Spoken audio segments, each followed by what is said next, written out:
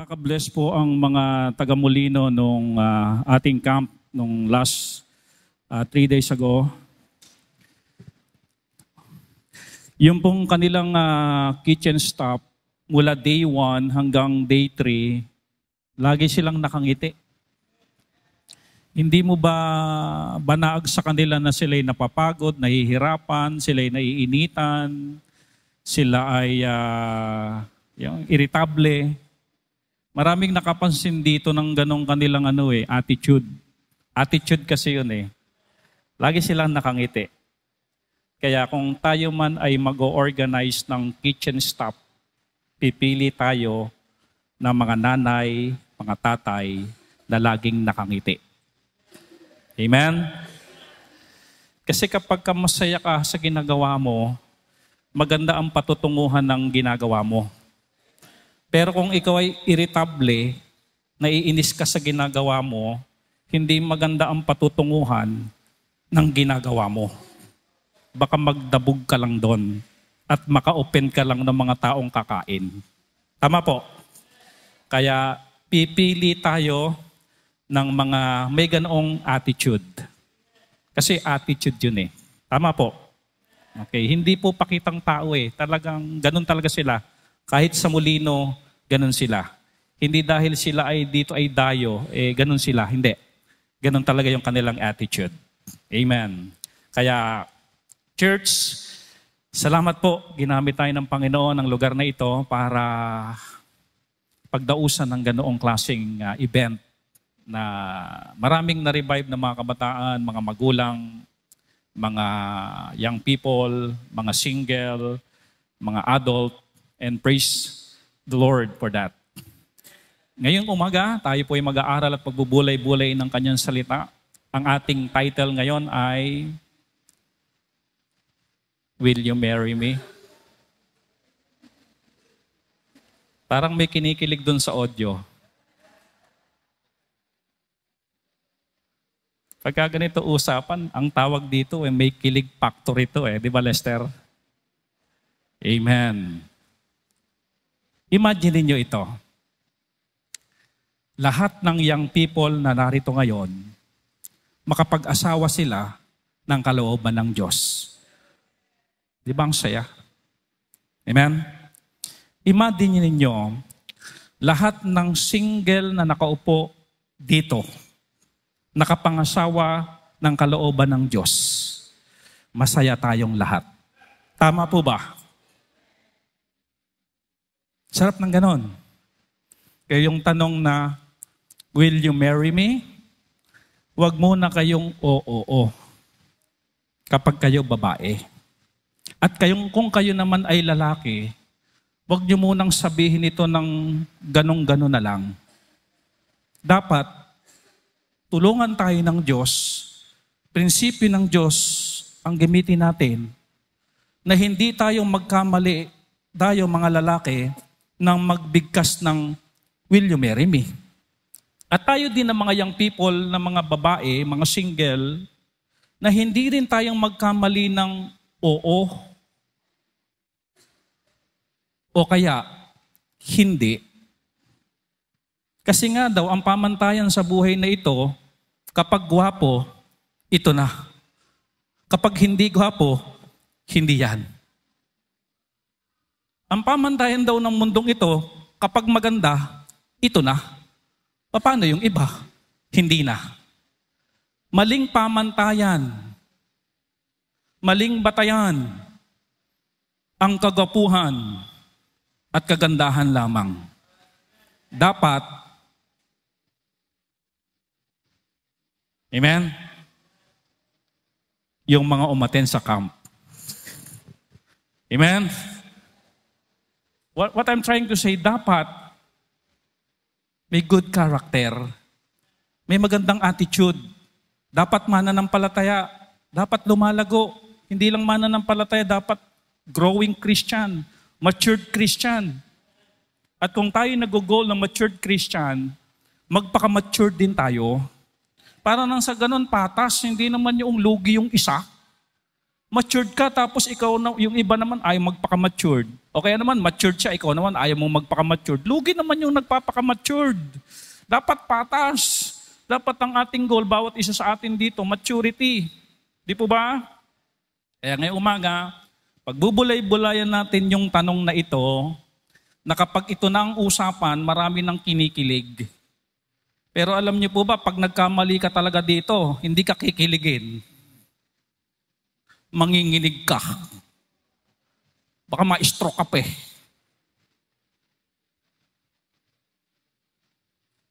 Tayo tayong lahat. Ama naming Diyos, salamat po sa inyong kabutihan sa amin.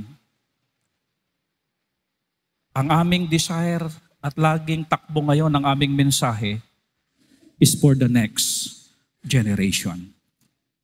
Help us, Lord, na ma-fulfill namin kung ano yung nais mong gawin namin.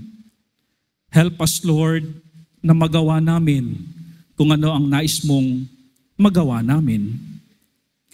Yung kalooban mo, Panginoon, ang mahalaga sa buhay na ito dahil wala nang tutumpak pa sa gusto mo na mangyari sa buhay namin kung hindi yung gusto nyo. Meron kami kanya-kanyang gusto, pero aming alamin kung lapat ba ang gusto namin sa kagustuhan nyo. Huwag na kaming magrebelde, huwag na kaming magtampo, huwag na kaming magalit, huwag na kami, Panginoong, magtigas-tigasan. Kapag nilapat namin, Panginoon, ang gusto namin sa gusto nyo, ay hindi nyo pala gusto ang gusto namin. Sumurrender na lang kami, Panginoon, sa inyo at tanggapin yung gusto nyo para sa amin. Help us, Lord, sa bagay na ganito. Forgive us, Lord. Cleanse us, Panginoon, sa aming mga kalikuan. Ipuin niyo po ang puso ng bawat isa. Dahil sa usapang ito, lahat kami involved. Lahat kami may responsibility. Mga magulang may responsibility na matumpak ang relasyon ng mga anak. Mga anak may responsibility na matumpak ang kanilang relasyon at pagkikipagrelasyon. Help us, Lord. Even the church, we have the responsibility to teach and preach kung ano ang inyong kalooban. Salamat po. Magtulungan kaming lahat dahil masaya kapag ang mga kabataan at mga single po, Panginoon, na narito, tama ang napili. Kalooban nyo ang napili. Maraming mapangdaya para maligaw ang pagpili. Tulungan nyo kami, Panginoon, na maintindihan ngayong umaga, papaano ba hindi maligaw? Salamat po. Ito'y panalangin namin sa inyo sa pangalan ng Panginoong Hesus. Amen. Tupo na po tayo. May mga pangarap kayo sa inyong mga anak.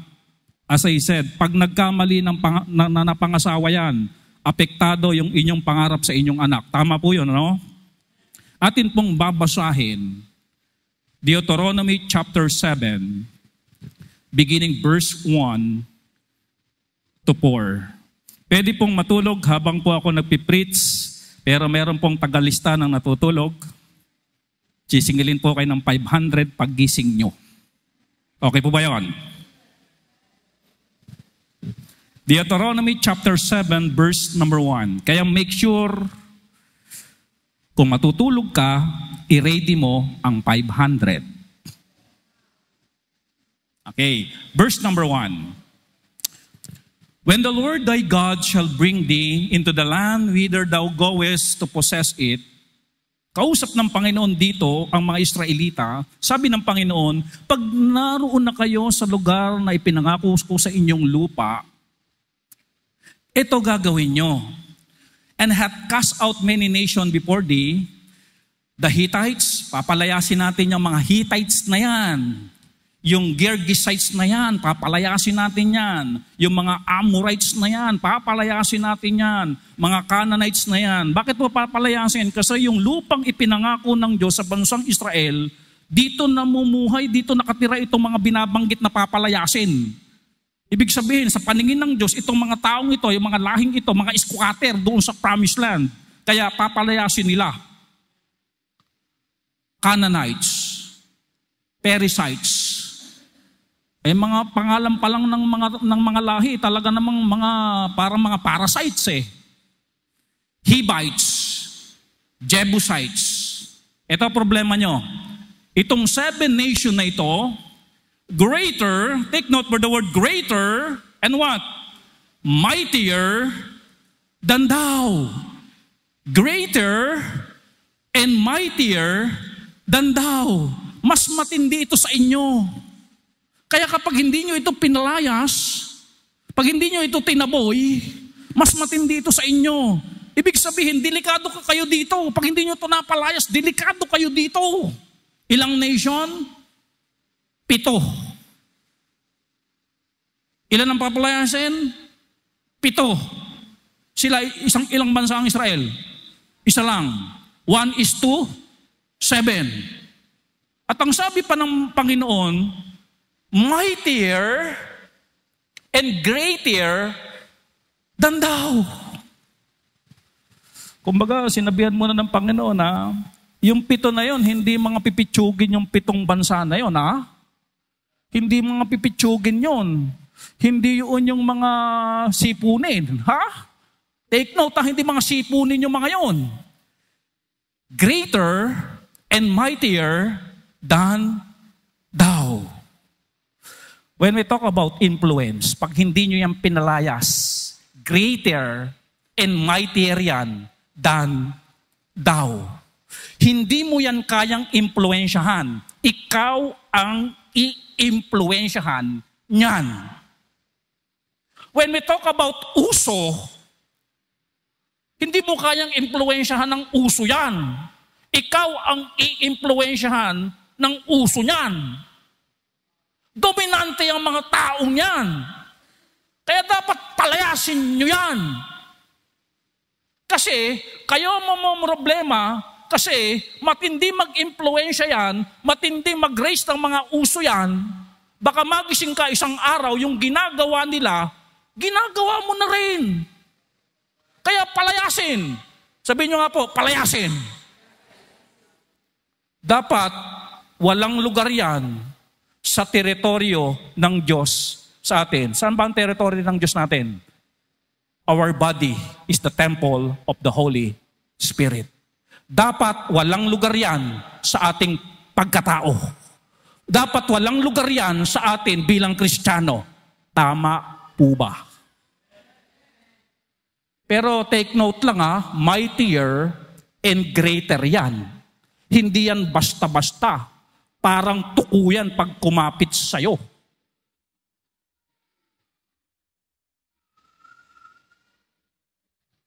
Palayasin. Verse 2.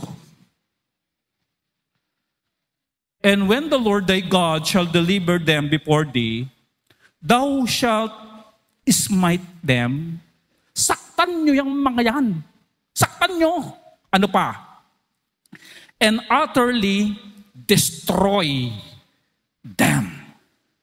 Saktan and totally destroy them. Thou shalt make no covenant with them. Huwag kayong makikipagkasundo dyan. Huwag nyo yung gawing friend. Pag yan nag-friend request, ano ba ginagawa pag nag-friend request? Binablock ba yun? Ano tawag na? Decline.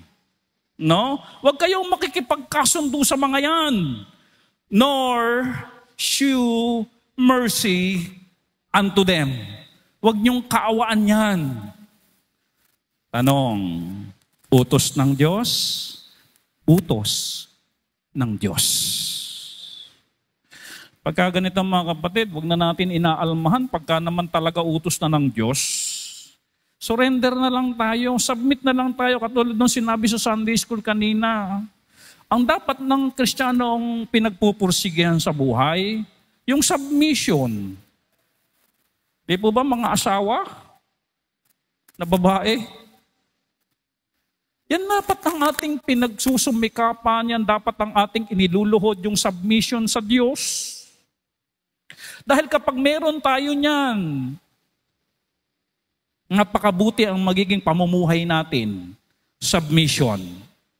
Sabi ng Panginoon, smite them, destroy them, make no covenant with them, nor shew mercy unto them.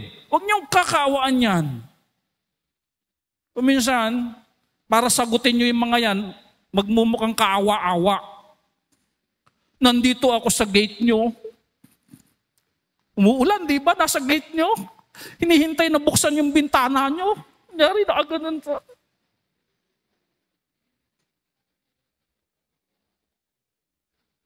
Mga paawa effect. Sabi ng Panginoon, huwag niyong kakaawaan yung mga yan. Kunyari lang yan. Pag nakuha ka na yan,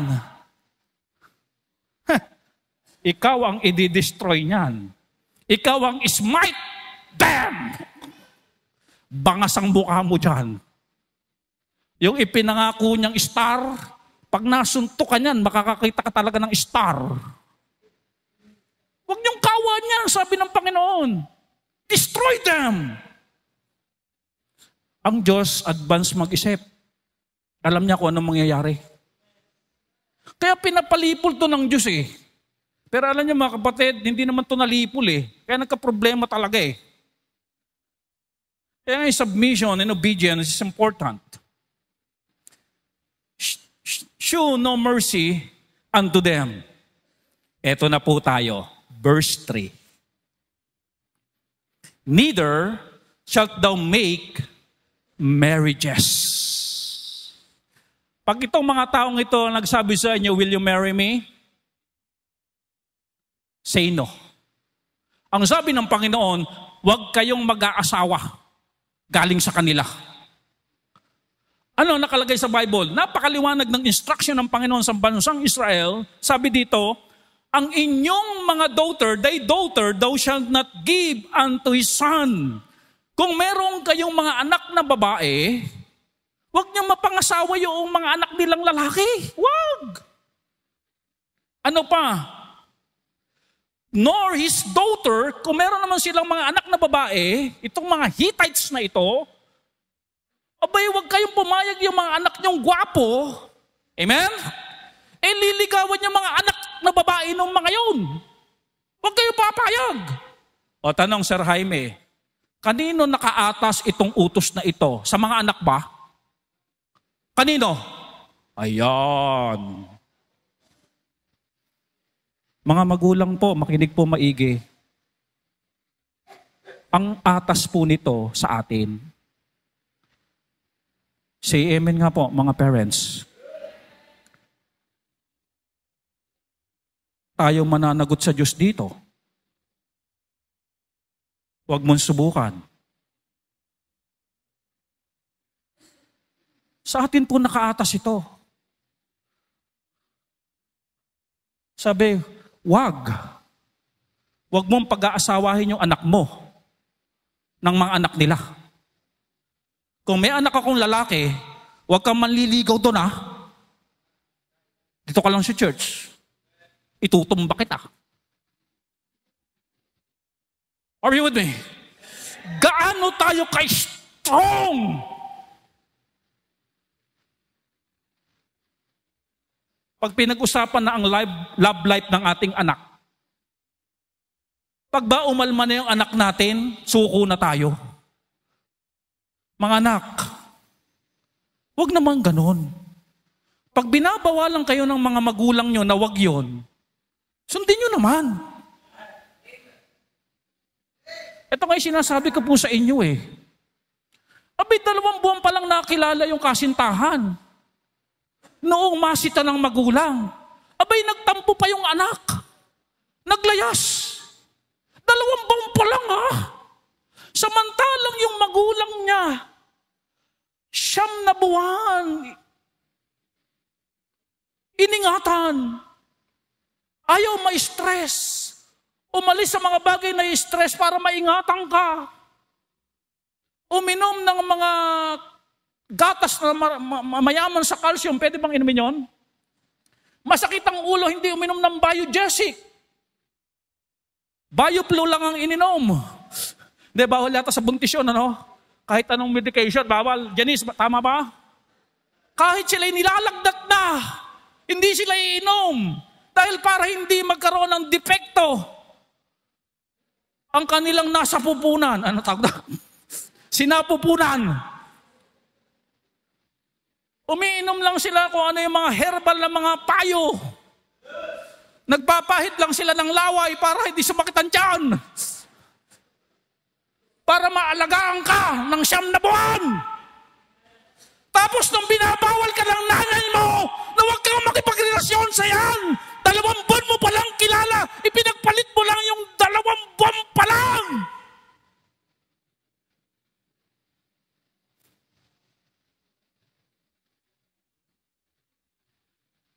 Where's your loyalty? Where's your love? Where's your obedience? Nasaan ang pagtanaw mo ng utang na loob?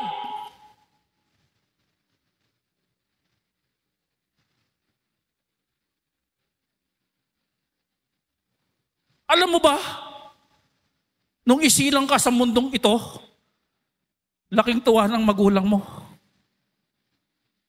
Tapos 2 buwan mo palang kakilala yon, mas loyal ka pa sa kanya. Pinagpapalit mo magulang mo doon, dapat dito walang ganon. Amen, mga young people?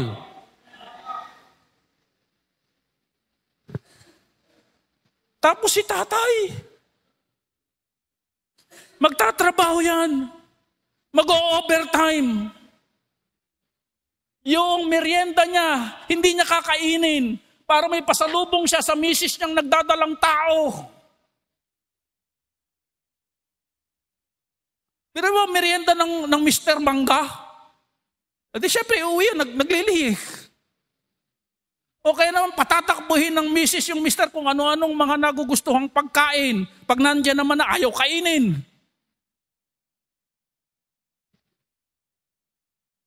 Do you realize that?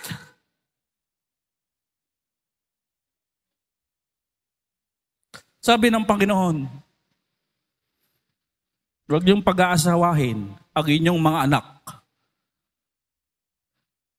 doon sa grupong yun. Doon sa mga lahing yon. Wag. Alam niyo, kaya kung minsan may mga camp tayo, may mga fellowship tayo, para makita nyo na marami tayo. Maraming mga young people na matitino, maraming mga lalaking, mga matured, maraming mga babae na mga matured, maraming pwedeng ipag-pray sa tamang panahon. Amen? Akala nyo, tayo lang, hindi po. Marami po tayo around the world. Amen?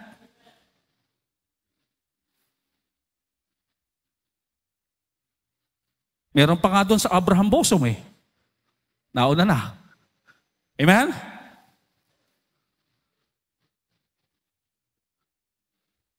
Naku, bumukhang kaawa-awa talaga yan, di ba? Sabi ng Panginoon, huwag kayong maawa dyan. Tawag doon, strategy lang yan. What is the very reason of the Lord kung bakit binabawal niya ang mga Israelita huwag mag-asawa ng tagalabas? Number 4, verse 4. For they will turn away thy son from following me. Yun ang problema. Pag yan ang napangasawa ng anak nyo, pipigilin yan. Na sumunod sa akin. Sabi ng Panginoon, yung mga anak nyo ngayon, nag-worship service, ganyan ang lakad, nag-worship service. Umati ng prayer meeting, umati ng camp, nagiging host ng mga anniversary, etc. Ganyan ang lakad yan. Diretso lakad ngayon yan. Pag pinag-asawa nyo yan ng mga tagalabas, ng mga Hivites, mga Perizzites, mga sites, ang gagawin niya, alam nyo, turn away. Turn away from following me. Bubuksan niya yung ibang pintuan at doon ka papupuntahin. Papalayo sa Diyos. Ang ganda ng lakad nung wala pang asawa. Nung magkaasawa, pumangit ang lakad. Bakit pumangit? Ang nilalakaran na paglayo sa Diyos. Bilang mga magulang, matutuwa po ba tayo na maging ganun ang anak natin? Hindi po.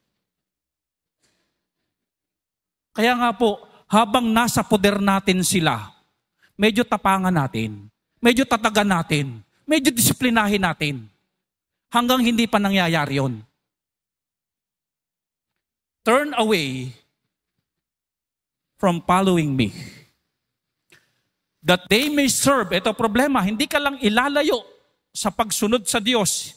Another problem, that they may serve what? Other gods. Yung bang ngayon, sumasalubong na. Alam niyo ba ang mundo ngayon ay sumasalubong? Hindi ko lang alam ngayon kung ano sinasalubong at kung sino ang sinasalubong. Alam niyo, bilang Kristiyano, hindi tayo naniniwala sa sumasalubong. Naniniwala lang tayo sa pasalubong. Amen? Abay, 2,000 years ago na namatay ang Panginoon. 2,000 years ago, nag-resurrect na ang Panginoon. Wala nang Panginoon na namamatay yearly. Abay, just imagine, ang Panginoon mo namamatay taon-taon. Kaya kahapon daw, bawal mag-outing, bawal maligo, bawal umalis ng bahay dahil patay daw ang...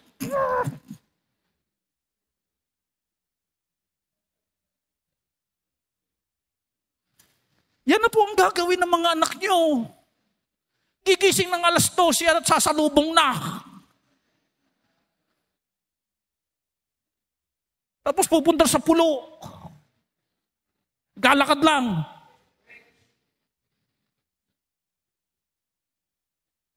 Ilalayo ang inyong mga anak niyan. Di ba sabi kanina, warning ng Panginoon, greater and mightier than thou. Grabe mag-impluensya yan. Grabing mag-twist yan ng pananampalataya.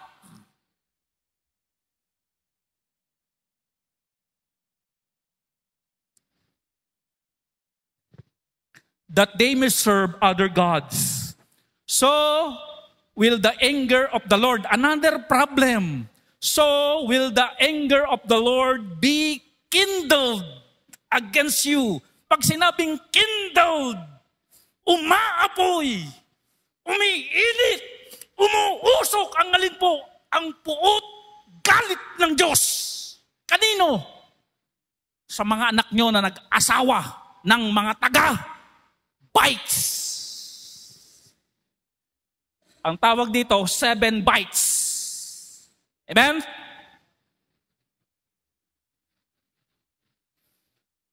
Napakahirap na magiging buhay ng anak mo, di ba? Galit ng Diyos ang nasa kanya. And destroy thee suddenly. Suddenly. Wasak ang buhay. Church, wag basta-basta sumasagot na, will you marry me? Amen. Wag basta-basta. Ngayon, pastor, sino ba itong mga Hittites na to? Sino ba itong mga Gergesite na to? Sino ba itong mga Amorites na to? Sino ba itong mga Canaanites na to? Mga Perizzites na, mga Hivites na to? Jebusites na to? Sino ba to? Nakadefine na po sa tawag sa kanila kung sino sila. Punta na po tayo sa mensahe.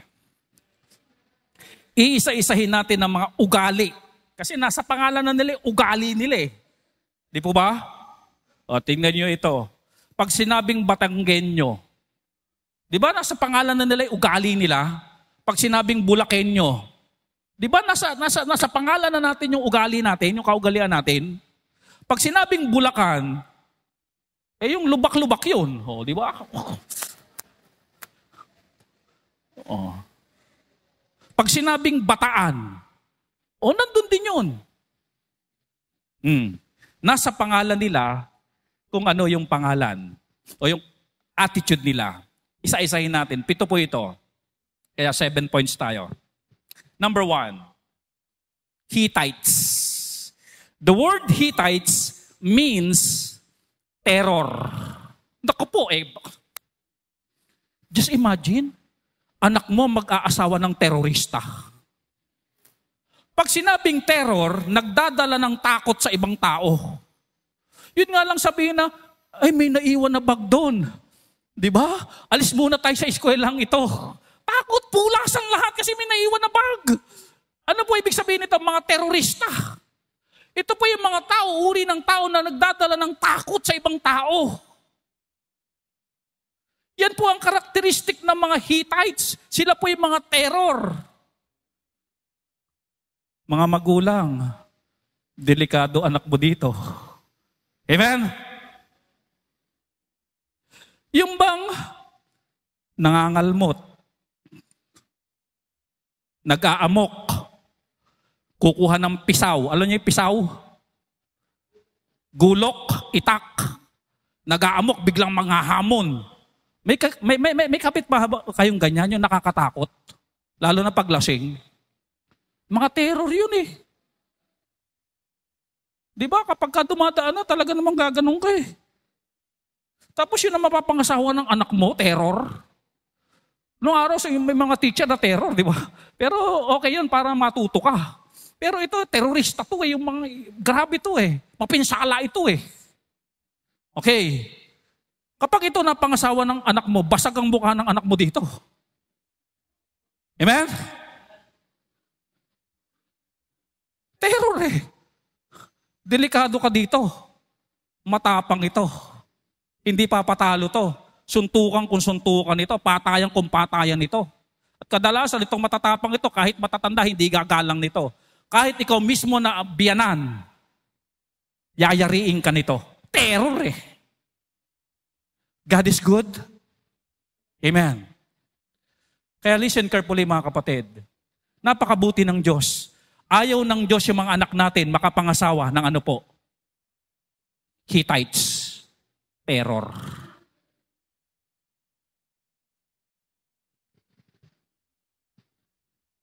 Naku po.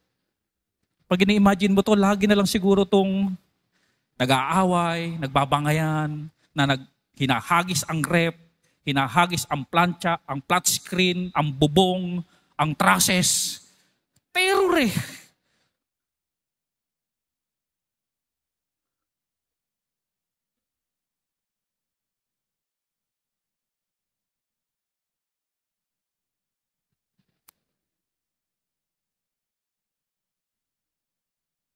Walang galang sa matanda. Hindi niya iniisip yung ikabubuti ng iba, kundi ang kanyang layunin, mangwasak. Dami natin nabalitaan, di ba, yung mga suicide bomber, biglang maraming tao yan, papasabugin ang sarili, o kaya naman nasa sasakyan, ibabangga sa maraming sasakyan. Terror eh. Listen carefully. Bilang magulang, hindi pwedeng mamroblema kapag nagkamali ng asawa ang ating mga anak. Apektado tayo diyan. Kung anumang gulo ang idudulot ng napangasawa ng anak mo, apektado ka na. Kasi kabilang ka na dun eh, di ba? Ano ka na eh, yung mother-in-law ka na eh. Father-in-law ka na eh. Wala ka nang magagawa doon. Kapag yan ay nanaksak, kabalitaan, ay yung manugang ni Mang Lester, nanaksak. Bata pa lang Diba? Apektado tayo. Kaya una, na ayaw ng Diyos, yung mga terror. Huwag kayong makipag-asawa sa mga terror. Pangalawa, Girgisites. Andiyan pa po ba kayo? Naku, marami pong mga biyanan na namumroblema kuminsan kapag ganito yung kanilang napangasawa ng kanilang anak. Naku, talaga namang sakit ng ulo. Pangalawa, Girgisites. Ang ibig sabihin po ng salitang Girgisites, not stable in their mindset. Pabago-bago ng isip. Mahirap kausap ang pabago-bago ng isip. Yung bang may outing kayo, sabing ganoon, sagot ko na sinaing. Aba, pagdating doon, walang kanin. Sabing ganoon, sagot ko na tubig. Pagdating doon, walang tubig, nagbago isip.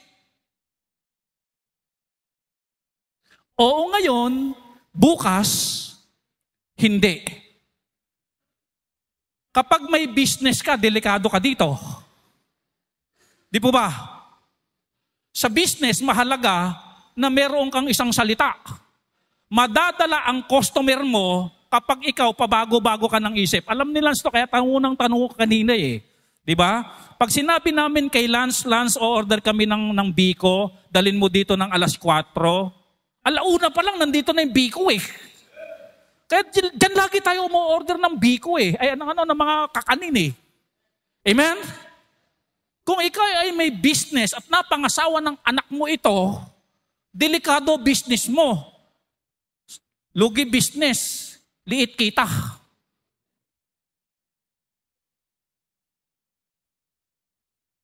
Ito pa, maraming iinising tao ito. Di ba nakakainis yung tao pabago-bago ng isip? Maraming aasarin at paiinitin ng dugo ng taong ito. Tama po. Maraming pagkakamuti ng ulo pag ito na pangasawa ng anak mo. Pabago-bago ng isip. Sabi ng Bible, a double-minded man is unstable in all his ways. Kakainisan nito. Kaya sa anumang paraan, anumang buksan na business nito, anumang dealing or kasunduan ang gawin nito, nako, kaiinisan lang ito ng kausap niya. Bakit po? Pabago-bago ng isip. Yun bang mahal na mahal ka ngayon, bukas, gulpi ka. Di ba ganyan? Yung mahal na mahal ka, di ba? Dahil kumpleto pa ang iyong ngipin. Abi, ang marriage, hanggang sa wala ng ipin yan. Amen? Ito, pwedeng magbago isip nito. Hindi ito till death do us part. Dahil pabago-bago nga ang isip eh. Ngayon, mahal ka, pero kinabukasan, iba na mahal. Naku, problema ito. Tapos mahal ngayon ito, kinabukasan, iba na naman ang mahal. Delikado ito. Maraming damdamin ang sasaktan nito kapag pabago-bago ng isip.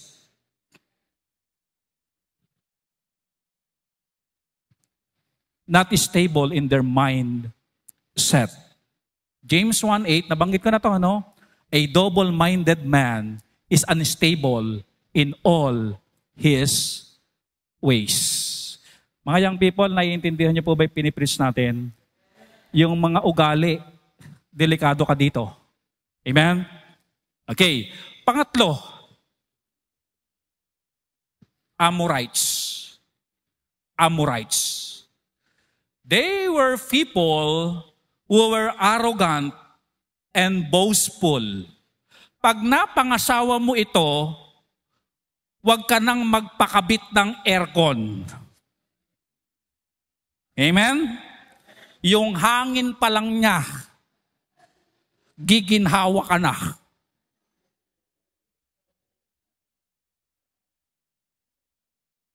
Libre ka ng kuryente. Amen? Delikado rin po ito yung mayayabang.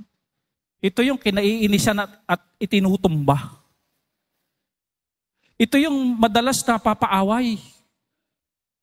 Ito yung madalas na kinaiinisan, kinagagalitan, iinit ang dugo din ng mga tao dito. kapag boastful at arrogante. Yun ang bang, alam niyo ito pag sinabing arrogante, maliit ang tingin niya sa ibang tao. Kala mo ba siya lang ang may pinag-aralan? Kala mo ba siya lang ang mayroong isang salita? Kala mo ba kaya niyang gawin lahat ng sinasabi niya? Are you with me? Tandaan po natin mga kapatid, sabi ng Bible, huwag mong tignan ng iyong sarili na masigit kaysa sa ibang tao. Kapatid, kung may pinag-aralan ka, kung minsan yung minamaliit mo, may pinag-aralan din yun Even walang pinag-aralan yun, amen? Binuhay ng Diyos yun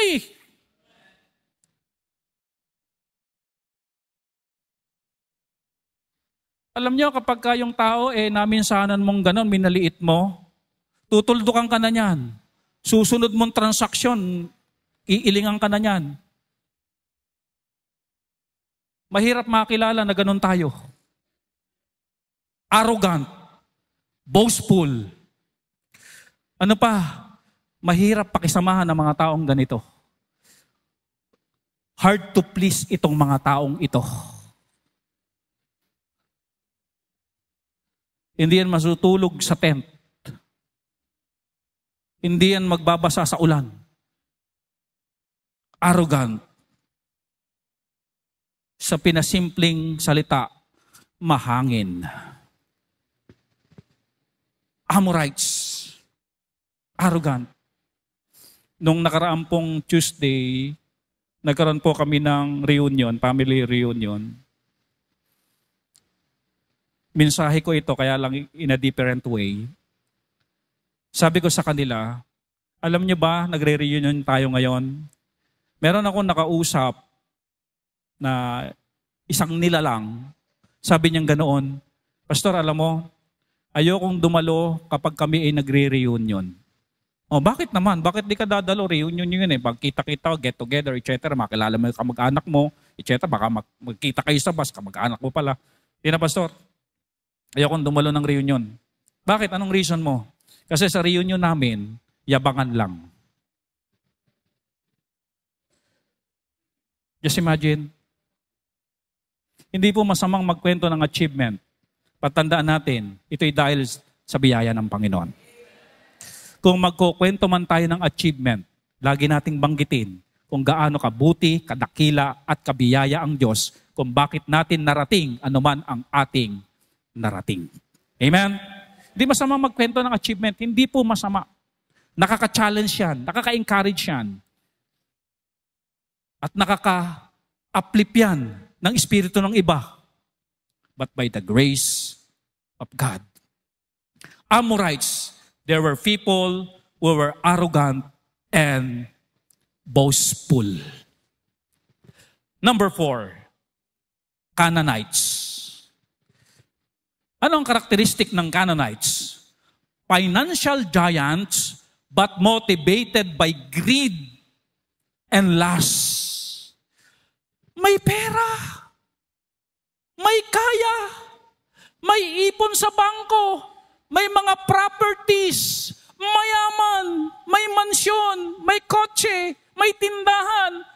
May mga business, maganda trabaho, kumikita ng 100,000 per hour. Amen? Galing 100,000 per hour. Kaya lang ang problema niya, motivated by greed and lust. Parang ganito yan Sir Kyle. Yung ba namang ipinamana ng magulang yung pagod na kalabaw sa kapatid, abay gusto pang makuha. Pagod na kalabaw na nga lang ang ipinamana sa kanilang bunsong kapatid. Siya na meron namang kakayanan na bumili ng kalabaw na hindi pagod.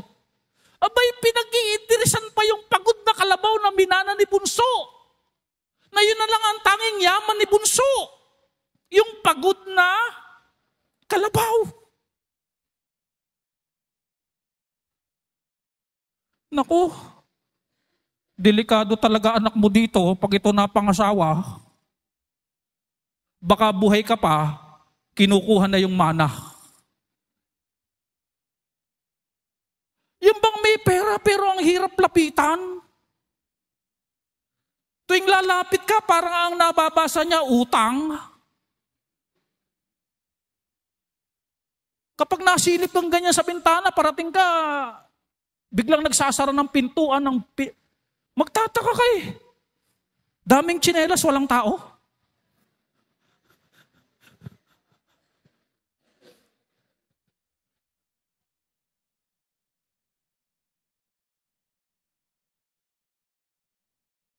Amen?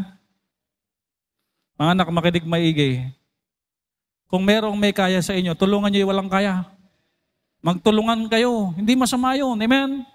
Virtue yun. Tama yun. Kaya nga napakabuti ng Diyos talaga eh. Ayaw ng Panginoon na ganito mga pangasawa natin. Itong mga taong ito'y walang kabusugan. Hindi marunong makontento. At marami ring taong maiinis dito. May pera, pero hesitant na dumukot pag may pangangailangan na ang pamilya. Alam nyo, what you sow, you will reap. Kung ikay simple lang pamumuhay mo, hindi ka masyadong mayaman, pero sagana ka sa pagtulong, kapatid, babalik yan sa'yo. Maraming tutulong sa'yo sa panahon ng nangangailangan ka. Pero ikaw, marami kang pera, pero ang damot-damot mo, babalik yan sa'yo. Tandaan natin, hindi sa lahat ng panahon malakas tayo. Mahirap na tayo ay hindi na makakilos, wala pang tumutulong sa atin para i-CR tayo. Ang mahirap yon. Are you with me? Yung bang panahon na hindi ka na makakilos, walang tutulong sa'yo para daling ka sa CR. Sabi, hindi mo kayang dayain ng Diyos. Di ba ganun yung verse? Hindi mo pwedeng imak ang Diyos. Kung ano tinanim mo, yun ang iyong aanihin. Hindi mo pwedeng gantuhin ng Diyos. Hindi mo pwedeng paglaruan ng Diyos. Kung anong tinanim mo, yun ang aanihin mo. Amen. Okay, natutuwa sa ating host ng anniversary kay Totomon, kay engineer. Nabalita ko lang naman, umaalingaw nga ang balita kahit di ka magkwento eh. Itong batang ito talagang sobrang matulungin sa kanyang pamilya. Amen? Amen? Naku, saludo ako sa mga ganitong kabataan. Tama po ang ginagawa nyo. Nasa kalooban kayo ng Diyos. Habang may pagkakataon, wala pa kayong mga asawa, tulong lang ng tulong. Amen? Wag lang patry-try, kundi todo. Amen? Ipakita nyo yung payback niyo. Dahil hindi kayo lugi sa pagtulong. Walang nalulugi sa pinag-uusapan natin sa Sunday School na giving. May reward ang giving. Canaanites, financial giants but motivated by greed and lust. Bakit kinukuha yung pagod na kalabaw? Tapos tinatawaran pa. Sige, bilhin ko na lang yan ng 1,000. Ganon eh, greedy. Bakit niya binibili ng ganong halaga? At pag nabili niya, buy and sell. Tapos ibebenta niya ng 30,000. Bakit niya gustong ibenta ng 30,000? Bibili ng bagong iPad. Greed and lust. Para pag nag-ML siya, malaki-laki. Tapos yung bunso niya na naghihirap, kinuha pa nga ng kalabaw, tinawad-tawaran pa. Para lang sa kanyang lust. Canaanites. Number 5. Perizzites. Ito pa. They had no discipline and restriction. Nako, kahirap din ito. Taong walang disiplina. Ito ang tinuturo ko sa church na ito. Pag kayo ay kakain sa fast food, ligpitin nyo ang inyong pinagkainan. Hugasan nyo.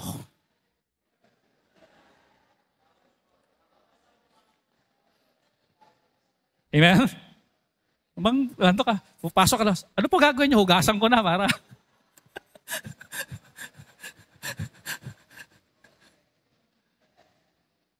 Alam nyo, minsan ginawa namin to, niligpit namin ganon. Yun ba, dito yata yun no? Yung sa may Samji ba yun? Samji. Niligpit namin. Alam nyo, tuwan-tuwa yung mga crew. Kasi maano sa kanila yun yung napagaan yung trabaho nila. Sabi, naman kayo, nakakatuwa naman kayo. Sana araw-araw dito kayo kumain. Sabi namin, pwede naman po, basta kayo magbabayad.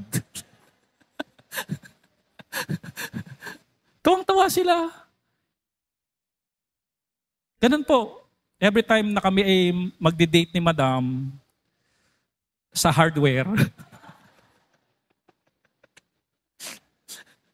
Nanay Shell, nililigpit namin. Yung mga tissue, pinagsasama-sama namin, pinupunasan pa nga namin ganon, para aalis kami na yung kumain disiplinado. Pag kumain ng candy, ibubulsa yung balat. At habang nasa kotse, buksan ng bintana. Para mahangin. Kayo naman, iba isip nyo Siguro ginagawa nyo yun, ano?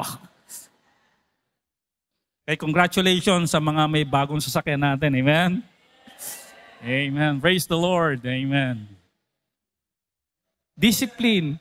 Mahirap mapangasawa ng anak nyo ito. Yung bang pag naghubad ng kanilang pinagbihisan, parang hunos ng ahas kung saan na lang mapunta. Ito yung sinasabi ng matatanda Naku, yung anak ko, sinusundan ko pag nagbibihis. Bakit sinusundan? Pag hinubad. Kung saan nabutan. Kaya yung magulang pulot dito, sinusundan. Tapos sinasalupang ganon, magaling na catcher ang inyong mga magulang.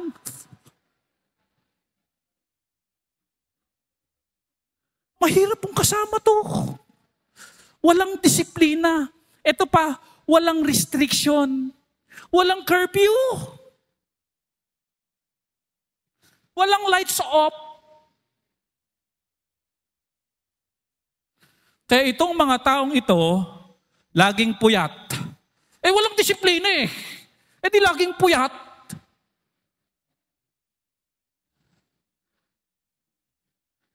Unlimited ang paggamit ng cellphone.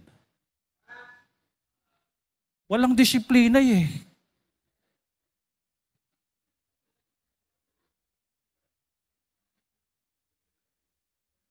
Maglalaro ng maglalaro hanggang gusto niya.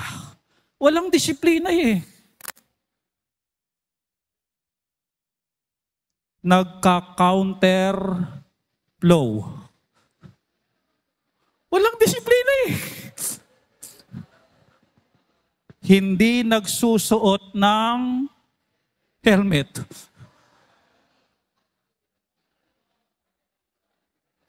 Walang lisensya.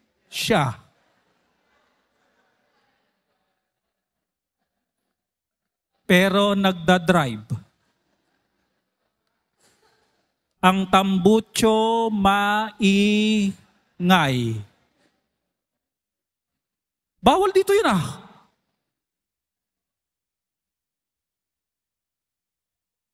Pag nag-video okay hanggang 1:00. Di ba hanggang 10:00 lang dapat? Bakit hanggang 1:00? At bakit nag-video okay?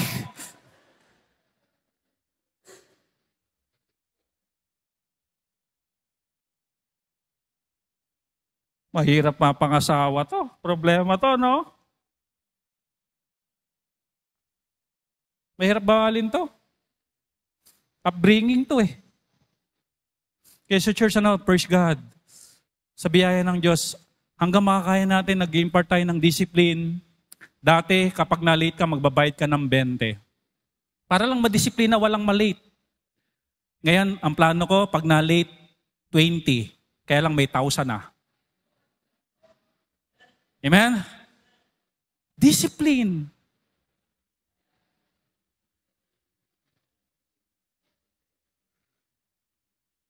Kakain ng kakain kahit maubusan na yung hindi pa kumakain.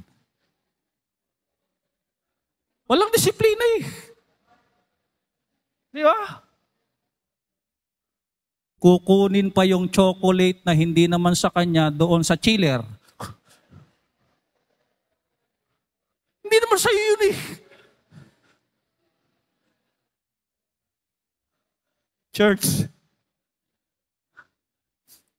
i-note nyo po itong mga preaching natin. Amen? Tignan nyo kung ganito. At wag kayong papayag bilang magulang pagka ganito ugali. Amen? Delikado po.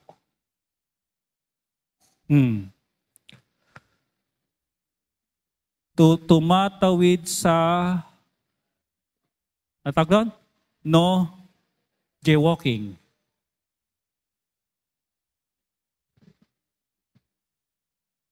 Walang disiplina. Pang-anim, Hivites. Ito Hivites. Living by the praise. If it feels good, do it. Ayan. Ano yung isang kasabihan, yung habang nabubuhay ka, ano? Minsan ka lang mabuhay, ano tawag doon? YOLO. Ano? You live once, you only live once. Minsan ka lang, totoo naman yun eh. Pero ginagawa nilang sangkalan yun na gawin nila kahit yung ayaw na ng Diyos. Tama. If it feels good, do it. Mukhang pagkayari ng worship, mukhang masarap tumagay. Ayun, yung ganun yun eh. E di tatagay siya. Kung ano yung feel niya na good, gagawin niya. Yung bang feel niya na mag-boyfriend na, kahit 9 years old pa lang siya, magbo-boyfriend yan. Kasi yun yung feeling niya eh.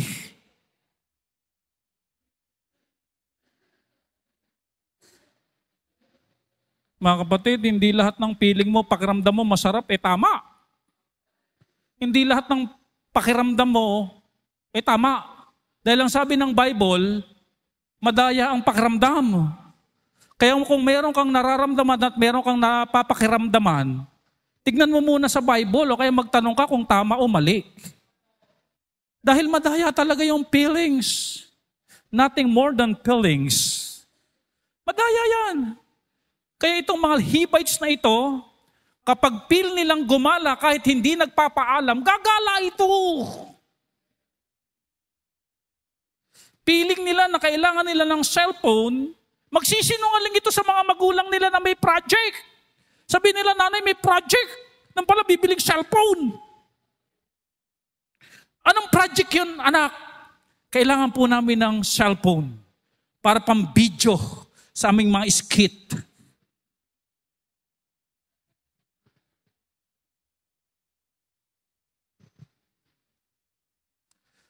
Naku po, kapag ganito ang mga tao, ito ganito na pangasawa ng anak nyo, lagi itong may utang. Laging kulang ang pera. Walang maipundar. Kasi kung ano yung maramdaman niya, gusto niyang biling, gusto niyang mag-milk tea. Diba? Milk tea, Milo tea, Ovaltine tea. Titirahin niya eh. Kasi yun ang pakiramdam niya eh. Ay, linggong-linggo ngayon, pakiramdam ko, parang ayoko mag-church Titirahin niya yun, amen? Yung bang ang Diyos niya, yung pakiramdam niya. Delikado tayo dito. Yun nga, kapag yan ang pinairal natin, talagang ang qualification lang talaga ng mapapangasawa, gwapo. At saka maganda. Tama po. Hindi po. Hindi po feelings ang pinapagana. Ano po? Prinsipyo ng salita ng Diyos. Panghuli. At may subpoint na 32. Di ba? Matatapos na po tayo dito. Pampito. Jebusites. Ano yung Jebusites? They were people who exploited and polluted others through immoral activities. Immoral activities. Ito yung mga taong pag nagdamit, malaswa. Sabihin nyo nga po, malaswa.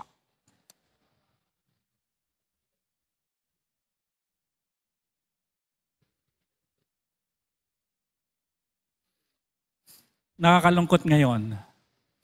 Ang social media, para lang sila magkaroon ng content, maraming views, maraming followers, maraming like, gagawin nila kahit malaswa.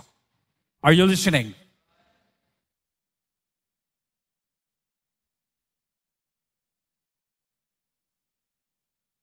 Walang pakialam to. Ang katwiran pa nito, nakikitingin na nga lang sila eh. Di po ba? Tayo po bilang mga mananampalataya, dapat maliwanag sa atin kung ano yung suot na malaswa at disente. Kapag malaswa na yan, huwag mo na isuot.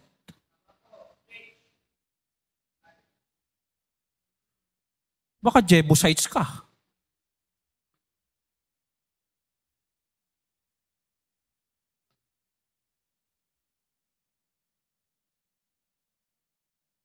Are you with me? Igalang mo ang iyong sarili para igalang ka ng iba. Doon nagsisimula yun, di ba? Paano ko igagalang sarili ko? Magsusuot ako ng kagalang-galang. Amen? I respect myself by wearing modesty apparel. Amen? Magsusuot ng ganito. Hinatak. Ito naman ang lumitaw. Bilbil.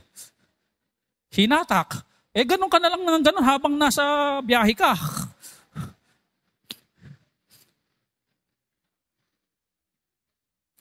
Mga kapatid, huwag niyo na pong pahirapan ang sarili niyo. Amen? Itago ang sarili. Dahil binili yan ng precious blood of our Lord Jesus Christ. Ginawang templo ka ng banal na Espiritu. Take note, banal na Espiritu. Kung Kristiyano ka, templo ka ng banal na Espiritu.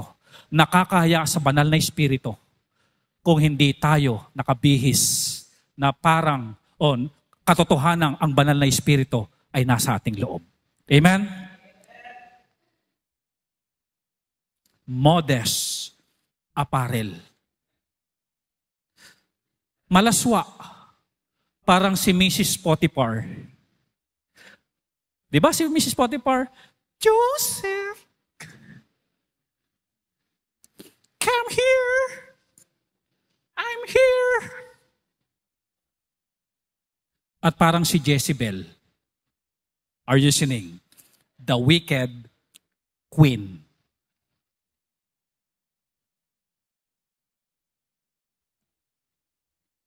They were people who exploited and polluted others through moral activities. Kaya nga akong cellphone.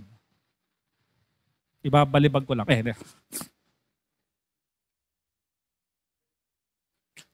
Alam niyo, pag hindi tayo na maging maingat dito, maraming Jebusites dito.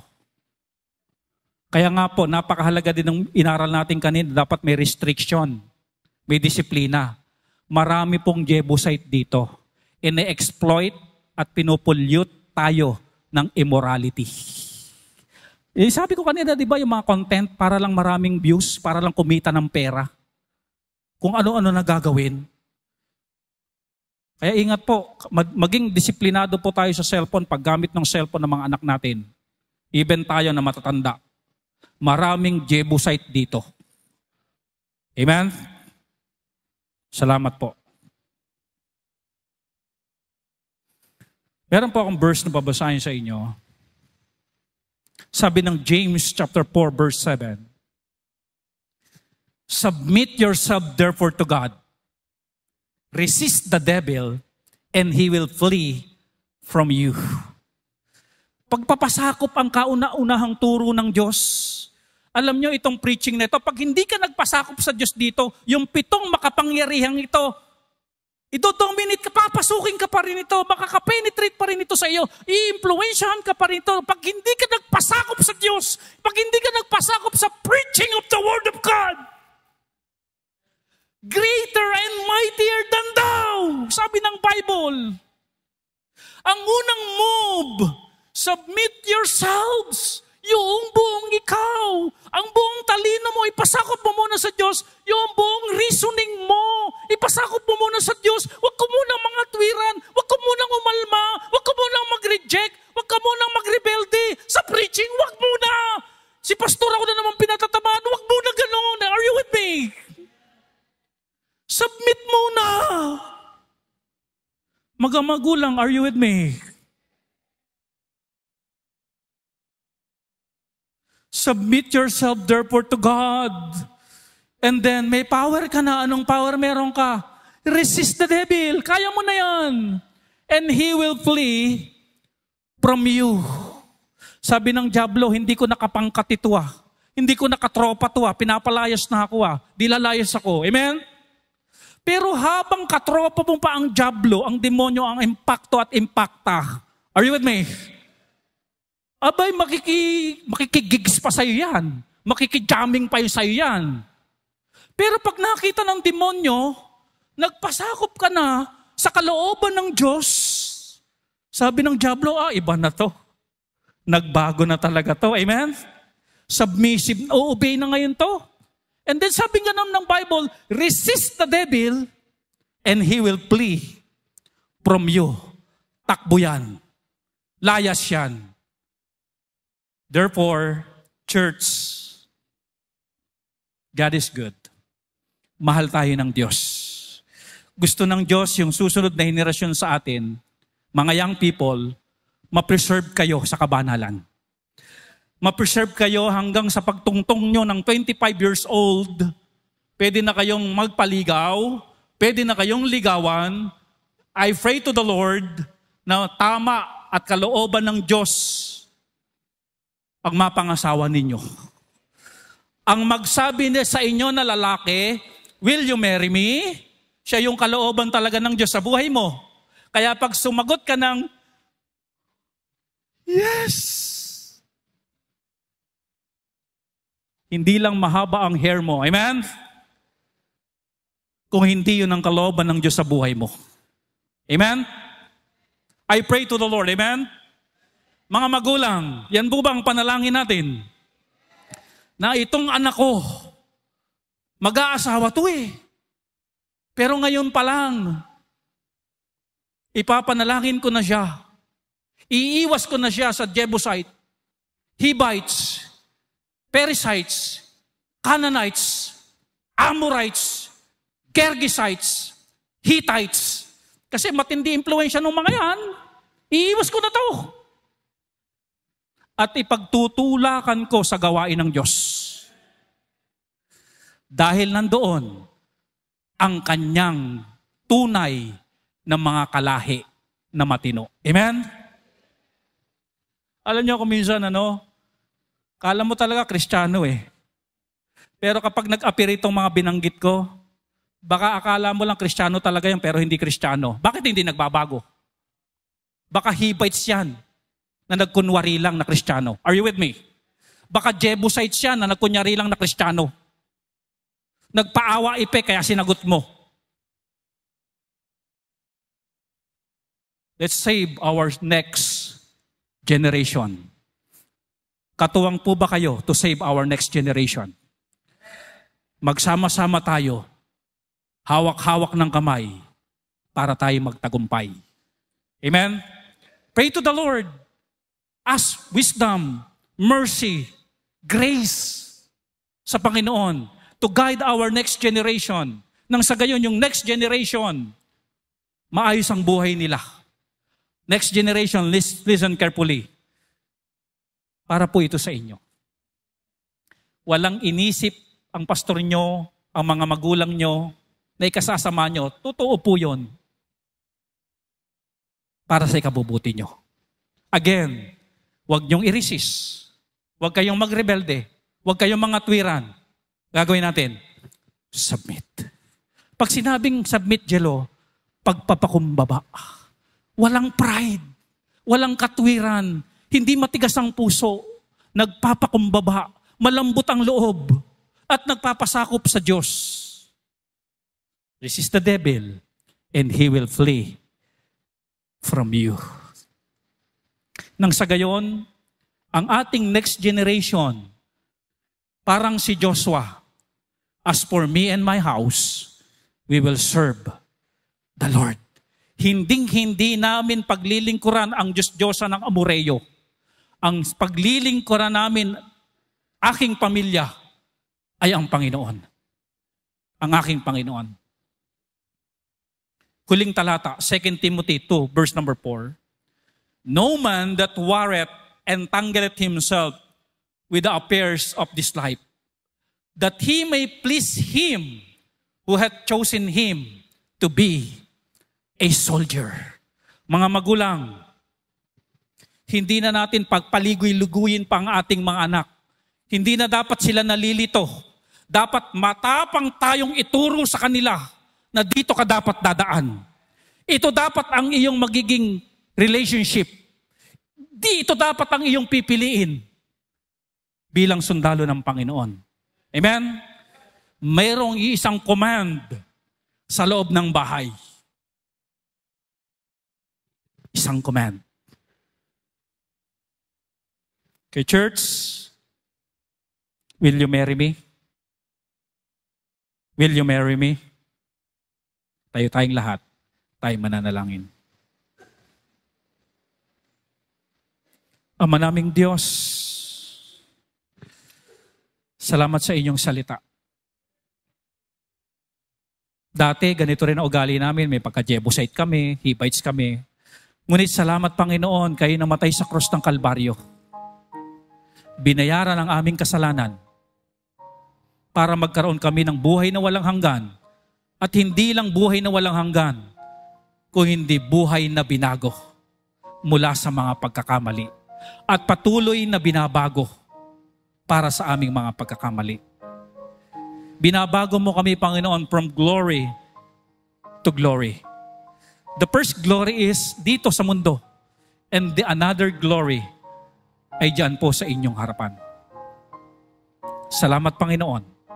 Kayo namatay sa cross 2,000 years ago para may magbayad na ng aming kasalanan at para magkaroon kami ng tagapagligtas at para magkaroon kami ng bagong buhay.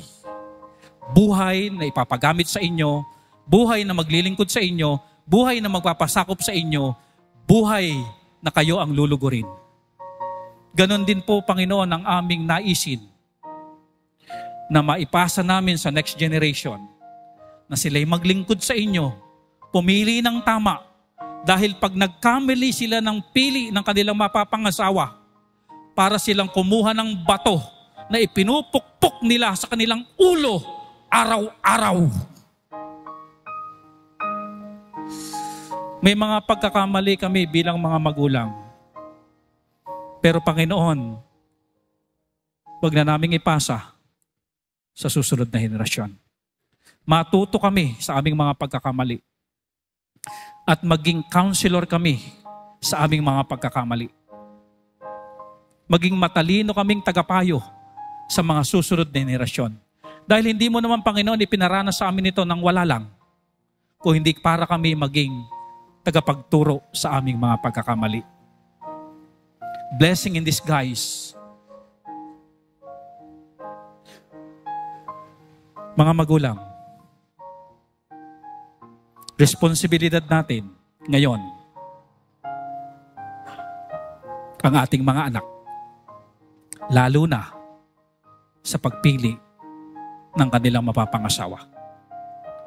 Kaya kung merong magulang ngayon dito, seryosohin po natin tong bagay na ito. Iniimbitahan kita dito sa harapan. Talk to the Lord. Come on, mga magulang dito po. Kayo po ang maunang makita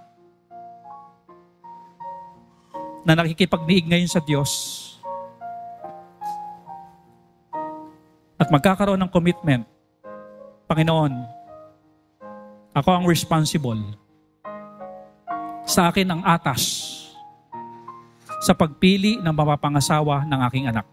Come on, you talk to the Lord seriously. Cry to the Lord. Speak to the Lord.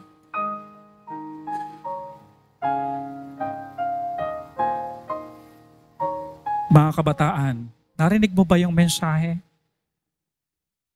Narinig mo ba?